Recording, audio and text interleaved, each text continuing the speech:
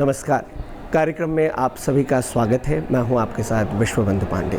साथियों, आज हम पहुंचे हैं सामाजिक संगठन धाद के कार्यक्रम में, जहां पर उत्तराखंड के बाल पर्व फूलदेई को नई पीढ़ी तक ले जाने की धाद की पहल का समापन कार्यक्रम आयोजित किया जा रहा है। आपको बता दें कि यह संस्था उत्तराखंड की संस्कृति, भाषा, इतिहास और समाज के विभिन्न मुद्दों पर कार्य करती है। तो चलिए आपको ले चलते हैं फूलदेई के इस समापन कार्यक्रम में। शुक्रवार 14 अप्रैल 2023 को सामाजिक संगठन धाद द्वारा उत्तराखंड के बाल पर्व फूलदेई को नई पीढ़ी तक ले जाने की धाद की पहल का समापन कार्यक्रम आयोजित किया गया। धाद यानी drive for Himalayan anthropocentric development. यह संगठन उत्तराखंड की भाषा, संस्कृति, साहित्य, समाज से जुड़े विभिन्न विषयों पर काम कर रहा है। धाद का जो रिश्ता है उसको इस वर्ष 1 महीना पूरा हो गया और 1 महीने पहले हम लोगों ने तय किया था कि उत्तराखंड के 10,000 बच्चों के साथ इसका आयोजन करेंगे और वो आयोजन आज पूर्ण हुआ। और इस आयोजन को निभाने में बहुत सारे हमारे साथी अलग अलग तरह की भूमिका में रहे, उन्होंने निभाया है, उसको आगे बढ़ाया है।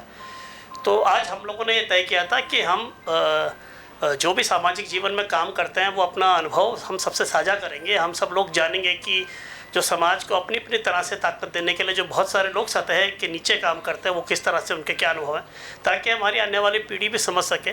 क्योंकि अंततः ये फूलदेई का जो पर्व है वो नई पीढ़ी के पास उस चीज़ के हस्तांतरण की घोषणा है जिस काम को हम इतने वर्षों से कर रहे थे। और हम चाहते हैं कि आने वाले समय में वो पीढ़ी हमारी भूमिका में आए और आने वाली उससे अगली पीढ़ी को ये सब उत्तराखंड की जो अद्भुत विरासत है, चाहे हरेला है, चाहे इगास है, चाहे फूलदेई है, और उसका जो विस्तृत फलक है, उसका जो एक बहुत बड़ा कैनवास है, उससे परिचित कराए।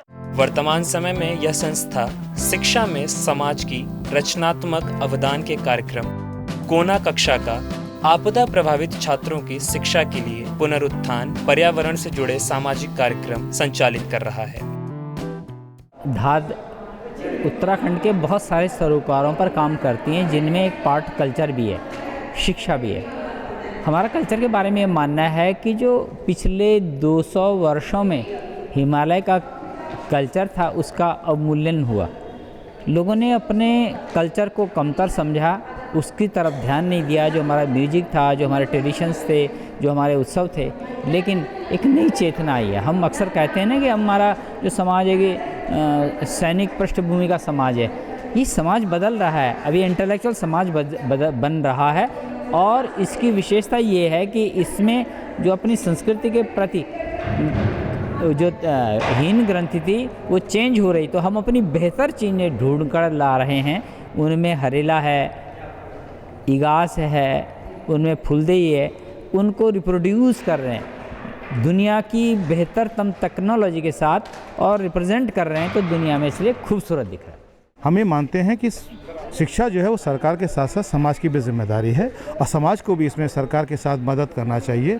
हर चीज़ में बहुत सारे काम हैं, जैसे कि जिसमें शिक्षा में हम तो कैसे योगदान है उसका हमने ये तरीका निकाला कि हम तमाम स्कूलों में बच्चों को अपनी तरफ से हम कुछ पुस्तकें देंगे। और इसके लिए हम आम समाज से ही हम अपील करते हैं, आम समाज से ही हम लोग फंडिंग लेते हैं। और कोशिश हमारी ये रहती है कि बच्चों को जो हिंदुस्तान का सर्वश्रेष्ठ साहित्य है वो पहुंचाया जाए। प्रथम की, एकलव्य की, रूम टू रीड की, NBT की बुकें जो हमारे पास मौजूद हैं वो हम लोगों को बच्चों तक पहुँचाते हैं। कार्यक्रम में बच्चों द्वारा प्रस्तुत नृत्य व रंगारंग सांस्कृतिक कार्यक्रम ने दर्शकों को मोहित किया। गढ़वाल की संस्कृति, नृत्य और संगीत को देश में पहचान दिलाने के लिए काम कर रही टीम पांडवाज ने मुख्य उपस्थिति दर्ज कर कार्यक्रम की शोभा बढ़ाई।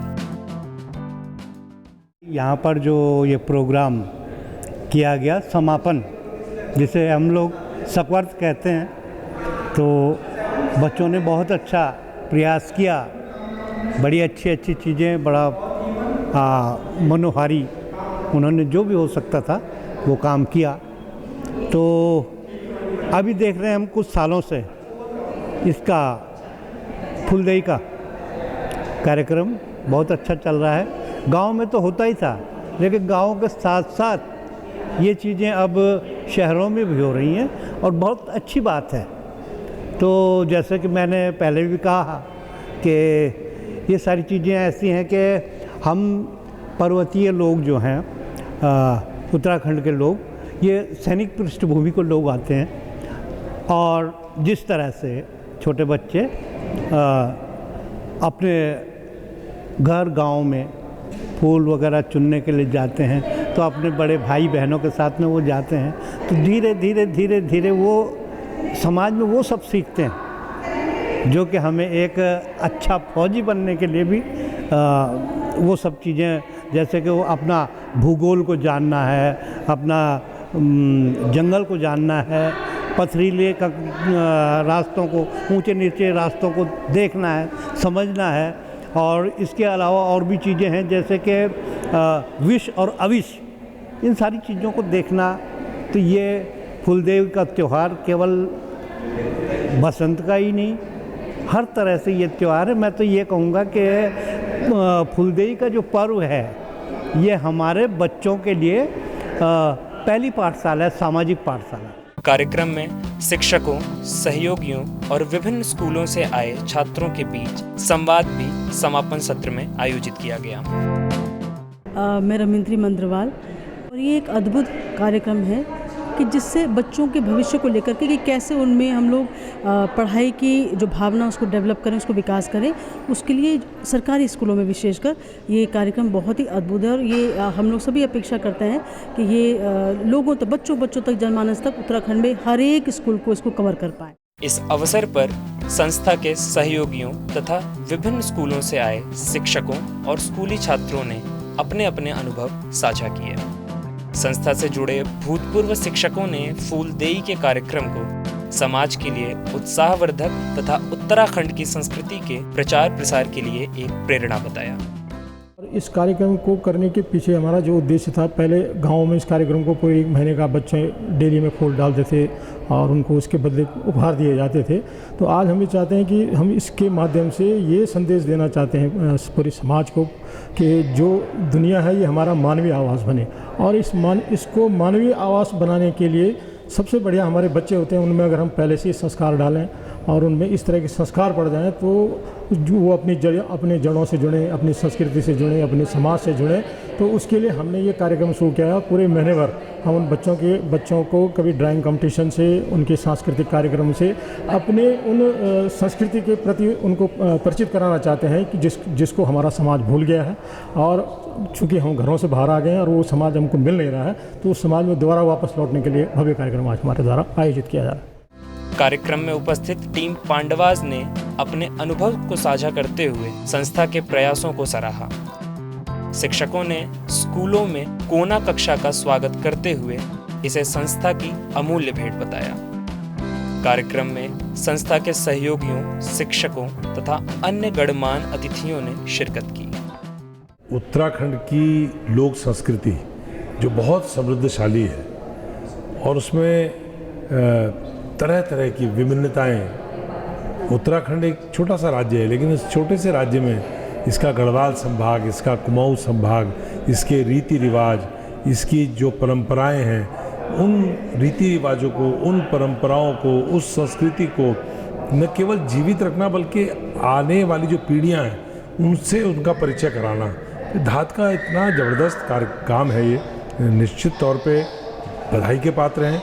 और फूलदेई ये तो हमारा पूरे उत्तराखंड का और ऐसा एक त्यौहार है जिसको पूरा अब देश जान गया है। इतना खूबसूरत त्यौहार है, बच्चों से जुड़ा हुआ, प्रकृति से जुड़ा हुआ, नेचर से जुड़ा हुआ।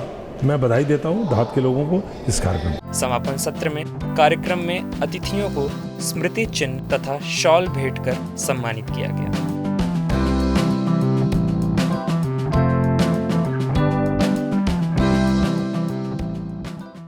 हम यहाँ पर जो कार्यक्रम किया हमने, ये फूलदेई का समापन समारोह किया है। और फूलदेई उत्तराखंड का एक बाल पर्व है जिसमें कि हम जो कि पूरी दुनिया में एक अकेला ऐसा पर्व है कि जो कि बच्चों को समर्पित है।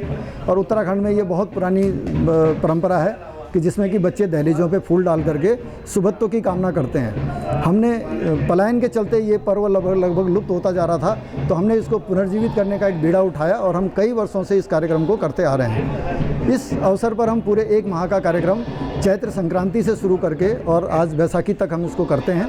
पूरे 1 महीने का हम कार्यक्रम करते हैं जिसमें कि हम विभिन्न बच्चों के बीच विभिन्न रचनात्मक प्रतियोगिताएं कराते हैं और स्कूलों में आह्वान करते हैं कि वहाँ फूलदेई मनाई जाए। विभिन्न स्कूलों में प्रदेश के लगभग 400 से अधिक विद्यालयों में हमने इस बार ड्राइंग शीट्स भेजी हैं, जिनमें बच्चों ने ड्राइंग, कहानी, कविता और मातृभाषा में लेखन करके हमें भेजा है और स्कूलों में फूलदेई मनाई है, उसके वीडियोस भी हमें स्कूलों से मिले हैं। तो हम इस बार 400 से अधिक स्कूलों तक और 10,000 बच्चों का हमने टारगेट लिया था कि हम 10,000 बच्चों के बीच जाएंगे, तो हम उन बच्चों के बीच पहुंचे हैं। तो इस तरह से हमने इस कार्यक्रम को किया। आज हमने यहाँ पर उन बच्चों को भी सम्मानित किया जिन्होंने कि बीच में इस कार्यक्रम में बहुत अच्छा प्रदर्शन किया, ड्राइंग में, राइटिंग में और मातृभाषा के लेखन में जिन्होंने अच्छा काम किया। आज हमने उनको यहाँ पर पुरस्कृत किया। कुछ शिक्षक साथी जिन्होंने कि हमारा इस कार्य में सहयोग किया, उनको भी आज यहाँ पर पुरस्कृत किया गया। कार्यक्रम में पधारे अतिथियों ने इस अवसर पर अपने विचार व्यक्त किए।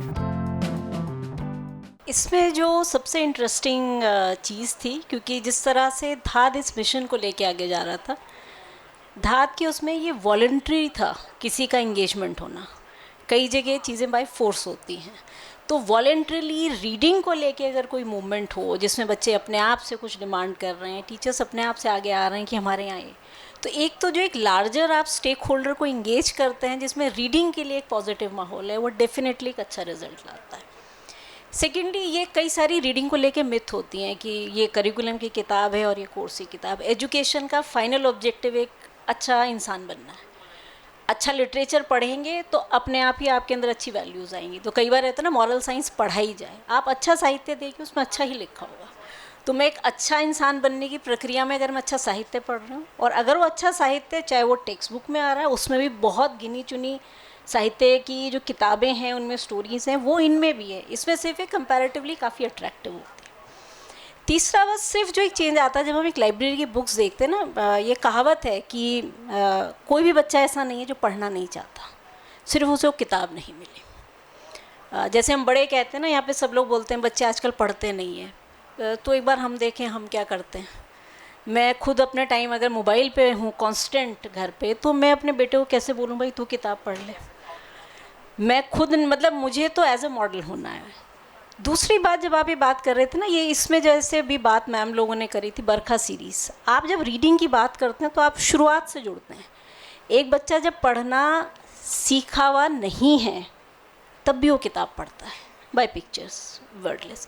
तो क्या हम वो एफर्ट शुरुआत से बच्चों के रीडिंग हैबिट से कर रहे हैं? तो कक्षा कोना जो है, जब वो वॉलंटरीली इतना सारा इंगेजमेंट होता है, उसका यकीनन जो है बहुत एक पॉजिटिव एफर्ट पाएगा। तो साथियों, ये था फूलदेई सृजन का बाल पर्व का भव्य समापन कार्यक्रम, जिसमें रंगारंग कार्यक्रम प्रस्तुत किए गए। इसके साथ ही शिक्षा में समाज की रचनात्मक भूमिका विषय पर बातचीत की गई। हमें उम्मीद है कि आपको ये कार्यक्रम हमारा ज़रूर पसंद आया होगा। इसी के साथ हमारी टीम को दीजिए इजाज़त। नमस्कार।